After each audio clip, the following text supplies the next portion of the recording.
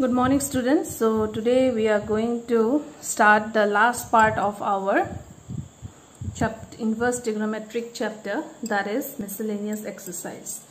So in your first question is find the value of cos inverse cos 13 pi by 6. So already I have discussed in my last video. So whenever you have an inverse function with the function itself, they get neutral and the value is coming to be 13 pi by 6.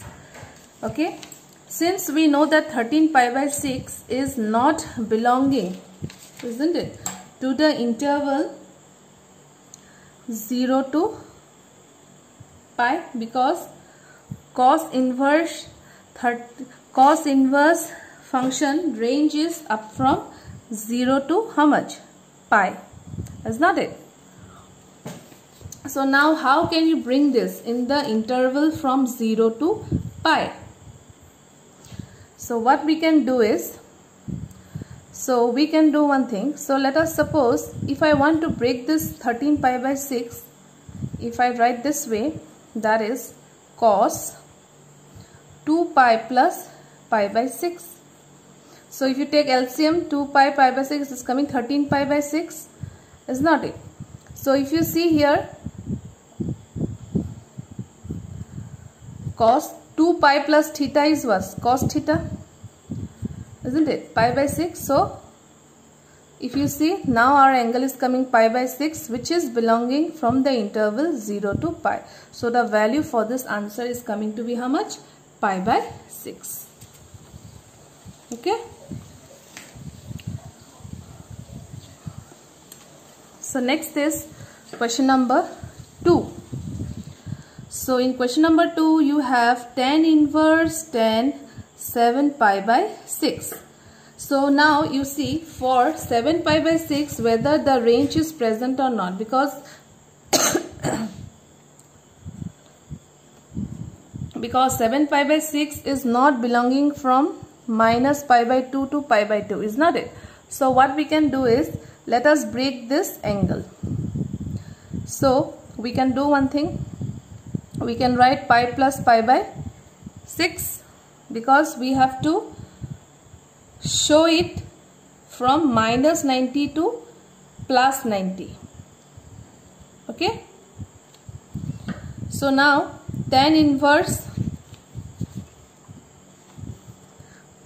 so pi plus theta is tan theta, which is in third quadrant, and in third quadrant tan value is positive. So what the answer is coming to be pi by 6, and pi by 6 belong to the open interval from minus 90 to plus 90. So the first answer is this and the second answer is this. Okay students. So let us move to the next part, that is question number 3. So we have to prove that 2 sine inverse 3 by 5 is coming to equal tan inverse 24 by 7. Okay, so left hand side is 2 sine inverse 3 by 5. Okay, so let 2 I will not use, sine inverse 3 by 5 equal to I am taking as x. Okay, therefore sin x will be 3 by 5. So if I draw a right angle triangle and I measure this angle A, so this will be perpendicular, this will hyper, so the base will be 4, is not it? So therefore I can write that tan x will be 3 by 4. So now in place of this I will write what? 2 sine inverse 3 by 5, I can write 2 tan inverse 3 by 4. Okay, so if you see 2 tan inverse, there is a formula, 2 tan inverse x equal to tan inverse 2x divided by 1 by x square, is not it? So I can write here tan inverse 2 into 3 by 4 divided by 1 plus 9 by 16. So if I calculate this, I will get on the numerator is 6 by 4 divided by, if I take LCM, I will get 25 by 16. So if I calculate this, so how much it will come? 6 by 4 into 16 by 25, is not it? Okay, sorry, this is minus now. So it will be coming 16 minus 9 will be, sorry, it will be 7 by 16. So 16 divided by 7, so 4. So if you see here, we are getting tan inverse 24 by 7. So if you see, it is coming equal to our right hand side. Okay. Next, question number 4. So sine inverse 8 by 17 plus sine inverse 3 by 5 must be equal to tan inverse 77 by 36. Okay. So let sine inverse x equal to 8 by 17. That means sine x equal to 8 by 17. Similarly, sine inverse,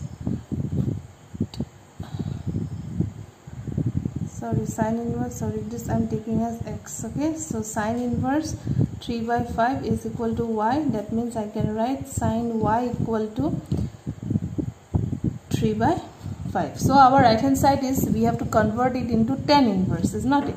So sine x equal to 8 by 17.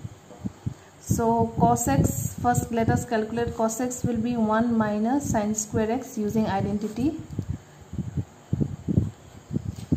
That is root over 1 minus 64 divided by 17 square, 289. So 289 minus 64 will be 225 by 289, which is 15 by 17. Okay, so cos x value is coming 15 by 17. So therefore tan x will be equal to sin x by cos x, that is 8 by 17 divided by 15 by 17. So tan x value is coming to be 8 by 15. Similarly, sin y is equal to 3 by 5. So cos y will be 4 by 5 and tan y will be 3 by 4. Okay. Now tan x is coming as 8 by 15. Therefore x will be equal to how much? Tan inverse 8 by 15. Okay. Then tan y, it is 3 by 4. So y value will be equal to tan inverse 3 by 4. Okay. Now since what we have taken is, this part I am taking as x and this part I am taking as what? Y. Okay. Therefore we have to prove now that x plus y must be equal to tan inverse 77 by 36. So what we need to prove now, that tan inverse 8 by 15 plus tan inverse 3 by 4 must be equal to tan inverse 77 by 36, is not it? So this is the proof we have to do. This is the final thing we have to do. So if you see tan inverse x plus tan inverse y, formula is tan inverse x plus tan inverse y. Formula is tan inverse x plus y divided by 1 minus x into y. So using this value we have to solve our question. So therefore left hand side will be tan inverse x. X is 8 by 15 plus 3 by 4 whole divided by 1 minus 8 by 15 into 3 by 4. So tan inverse on the numerator will be 60, that is 32 plus 45 whole divided by 8 minus, so this will be 2, this will be 5, 1 by 10. So tan inverse 77 by 60 divided by 9 minus 10.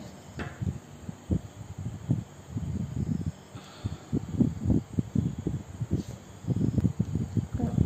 4 will be 2, that is 2 by 5. Now 2 by 5. So 2 by 5 will be, sorry, this will be 3 by 5. So tan inverse 77 by 60 into 5 by 3.